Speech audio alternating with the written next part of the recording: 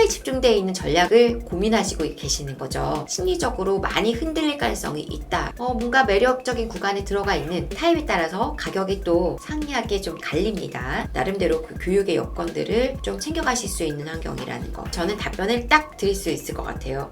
저의 답은 안녕하세요. 사다리 경제 유선영입니다. 오늘은 여러분의 고민을 영상을 통해서 답변 드리는 영상 상담 첫 번째 시간입니다.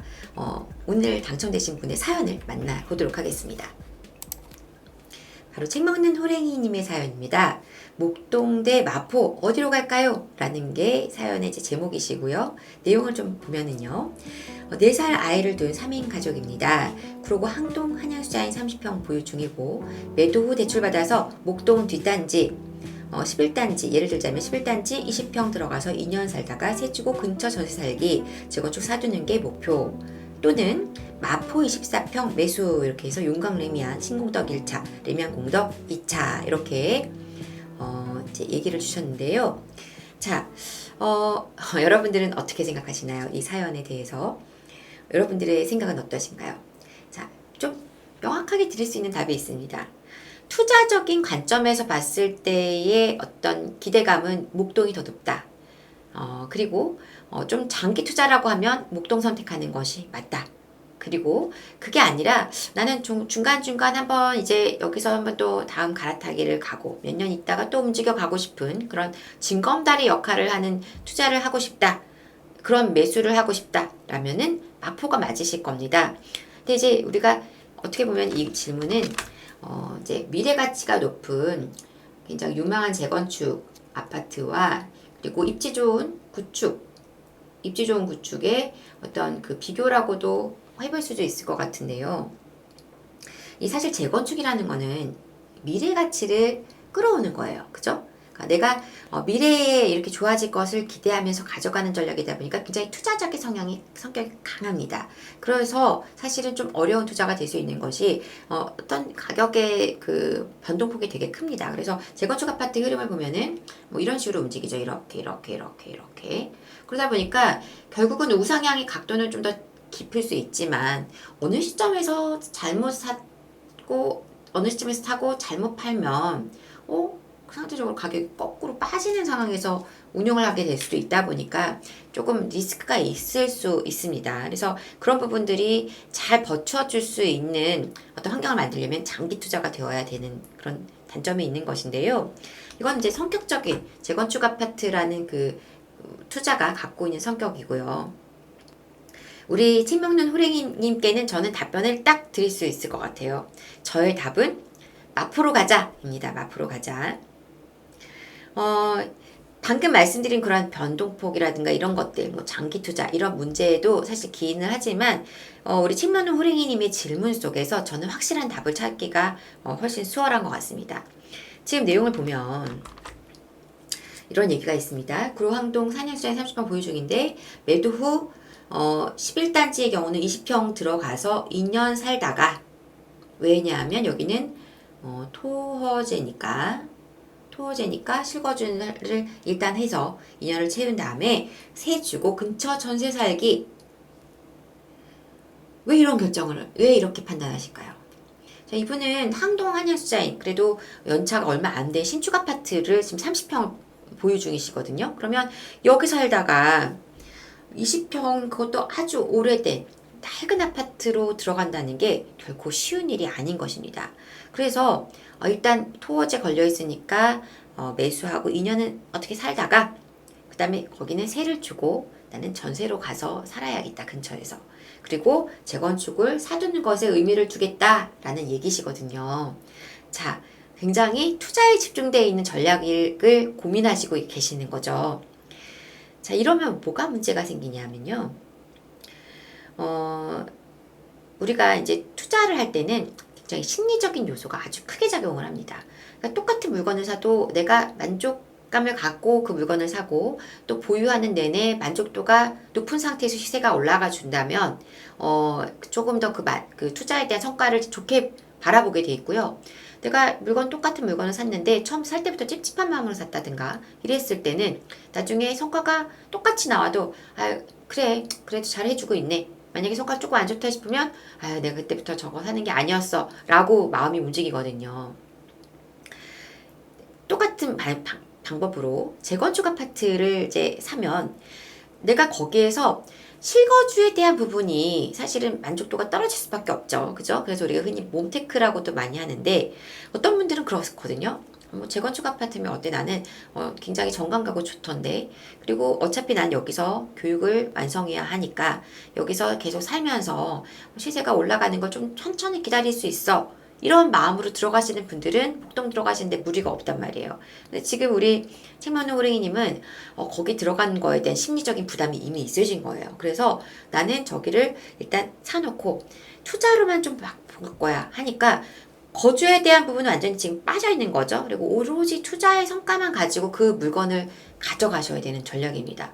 그러니까 한쪽에서 이미 만족도 하나가 없기 때문에 이 성과, 투자의 성과가 굉장히 중요해지면서 심리적으로 많이 흔들릴 가능성이 있다라는 겁니다.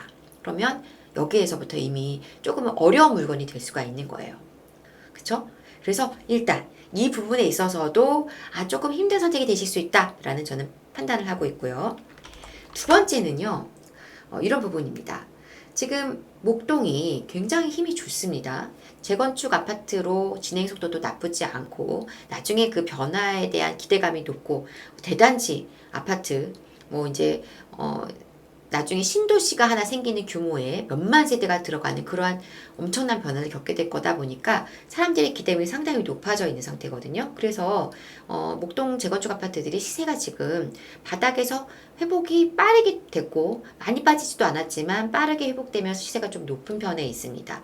그러다 보니까 상대적으로 지금 시점에서는 우리가 뭔가를 사면 그 결과가 내가 사고 나서 좀 올라갈 수 있는 부분이 좀 많았으면 좋겠는 그런 마음이 있을 텐데 그런 부분에서 좀 비교적 매력이 조금 떨어지는 부분이 있는 거예요. 그에 반해서 물론 마포도 지금 굉장히 힘이 좋죠. 최근에도 뭐 염리동에 있는 신축 아파트들이 뭐 신고가도 찍었고 이제 거래가 활성화되는 그런 모습들이 나오면서 가격이 많이 높게 찍히고 있는 모습을 보여주고 있는데요.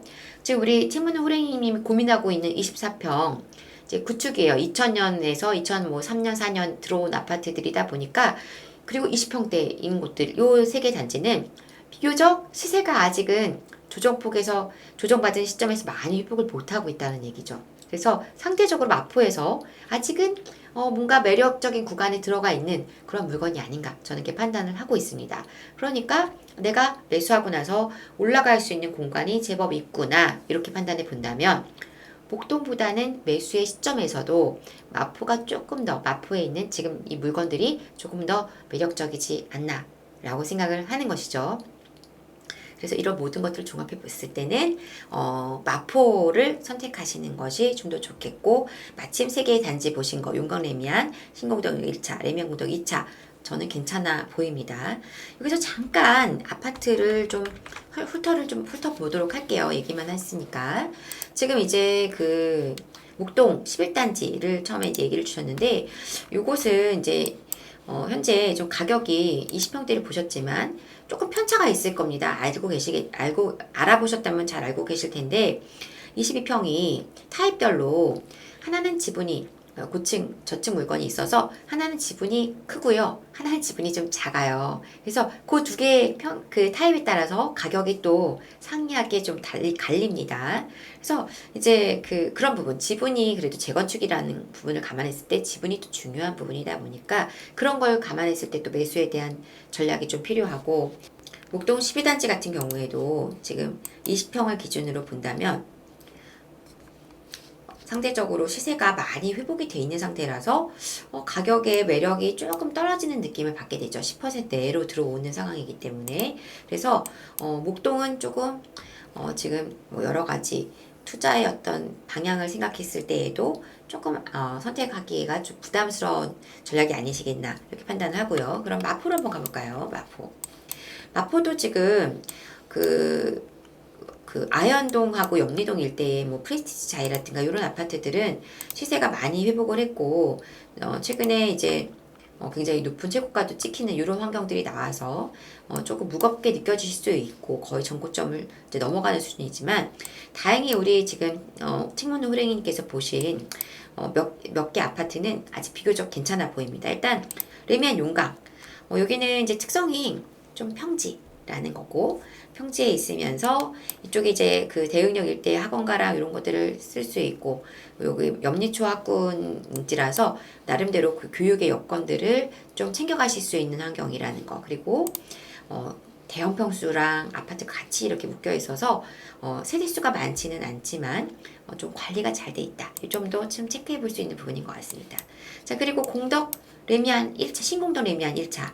여기는 연식은 3개 아파트 중에서 제일 지금 좀 오래되기는 했는데요. 그래도 공덕역에 쿼드러플 역세권 4개 역사, 5개 역사가 지금 들어가게 될 곳인데, 거기에 지금 역세권에 붙어 있는 아파트다 보니까 비록 연식은 좀 제일 낡았지만 입지적으로는 매우 장점이 있는 것이고, 구릉이 좀 있어도 그 입지적인 장점으로 인해서 아파트의 가치가 굉장히 좀 앞으로도 괜찮게 평가받게 될 것으로 판단이 되고요. 매물이 다행히 아직까지 조금 그래도 무겁지 않은 매물들이 있다라는 것들이 좀 장점이라고 생각이 됩니다. 자, 그리고 마지막으로 공동 레미안 2차를 보셨는데, 공동 레미안 2차도 제가 볼 때 장점이 많아요. 왜냐하면 이제 그 전까지는 이제 공덕역에서 조금 거리가 있고 이러한 부분이 좀 아쉬움이 있었다면, 이제는 그런 단점을 좀 극복할 수 있는 좋은 친구를 만나게 됩니다. 바로 옆에 공덕 1구역, 주택재건축한 공덕 1구역의 마포자 힐스테이트가 한 2년 뒤면, 2년 좀 넘은 이후에는 입주를 하게 되면서 주변의 환경을 굉장히 많이 개선된다는 장점이 있죠. 그리고 공덕 레미안 2차 같은 경우에는 2004년에 지었기 때문에 3개 단지 중에서는 가장 연식으로는 또 젊은 아파트이기도 하고요. 그래서 지금 3개 단지를 보았는데, 이 중에서는 시세도 거의 비슷하게 움직이고 있거든요. 그래서 중요한 거는 어떤 가격적인 매력을 찾아서 매물 중심으로 좀 보시는 게 좋겠다. 그래서 상대적으로 착한 가격대에 들어올 수 있는 매물이라면 좀 과감한 선택이 필요해 보인다. 이렇게 말씀드리고 싶고, 지금 현재 이제 그 항동에 있는 아파트를, 30대 아파트를 처분하시면서 또 매수를 하셔야 되잖아요. 이렇게 사실 갈아타기가 참 어렵습니다. 그런데 아까도 말씀드린 것처럼 이 마포 일대는 지금 전체적인 어떤 시세 흐름이 이제 좀 좋은 상품성 우수한 물건들 중심으로 그런 부분이 또 더 나오기는 하지만, 전체적으로 가격이 올라가지고 있다 보니까 우리가 지금 말씀 나누고 있는 이러한 아파트들도 빠르게 가격이 회복을 하면서 올라갈 가능성이 있어요. 그래서 만약에 지금 매도를 하면서 갈아타기 하셔야 된다면 항동을 좀 빠르게 처분하시면서 빠른 매수 결정을 하시는 것이 현명할 것이다. 그래서 좀 갈아타기가 사실 어려운 부분은 있지만 대출에 대한 부담도 조금 느끼신다고 적어주셨는데, 제가 볼 때는 그래도 항동에서 앞으로 오시는 거는 아주 잘하는 결정이시라는 말씀을 꼭 드리고 싶습니다. 부디 갈아타기 잘 해내셔서 좋은 어떤 성과들, 결과들 만나셨으면 좋겠고요. 그래서 오늘 질문에 대한 답변은 마포에 있는 구축 아파트로 과감하게 들어가자라고 답변을 정리하겠습니다. 자, 여러분들도 고민이 많이 있으시다면 이렇게 저 사대경제와 함께 하시면서 좀 답을 좀 찾아가시는 조금 도움받으셨으면 좋겠고, 저는 다음 시간에 또 다른 상담 내용을 가지고 또 다른 컨텐츠를 가지고 여러분께 다시 찾아오도록 하겠습니다. 지금까지 사다리경제 유선영이었습니다. 감사합니다.